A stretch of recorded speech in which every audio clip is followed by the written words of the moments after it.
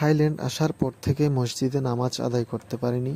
তো আজকে জুমাবার, ভাবলাম যে জুমার নামাজটা অন্তত পক্ষে মসজিদে আদায় করি। তো আমরা বোল্টে গাড়ি অর্ডার করলাম। বোল্ট হচ্ছে এখানে উবারের মতো, উবারের বদলে বোল্ট চলে। বোল্টে মোটামুটি এখানে কম দামে গাড়িগুলো পাওয়া যায়। আমরা গাড়িতে উঠে পড়লাম দুজন, আমি আর আরেকজন আমার বন্ধু, যার সাথে প্লেনেই পরিচয় হয়েছে, এবং আমরা একসাথে এখানে ঘোরাঘুরি করছি থাইল্যান্ডে আসার পর থেকে। তো আমরা মসজিদের দিকে যাচ্ছি। আশেপাশের ভিউগুলো খুব সুন্দর ছিল, দেখে দেখে যাচ্ছিলাম। আমরা যেখান থেকে গাড়িতে উঠলাম সেখান থেকে মসজিদ পর্যন্ত যেতে আমাদের মাত্র লাগলো 42 বাত। 42 বাত মানে হচ্ছে বাংলাদেশের 150 টাকা মতো। এটা তেমন বেশি না। আমাদের গাড়িতে চড়তে হবে প্রায় 10 থেকে 15 মিনিট লাগবে, রাস্তায় যদি কোনো ধরনের সিগন্যাল না পড়ি আমরা।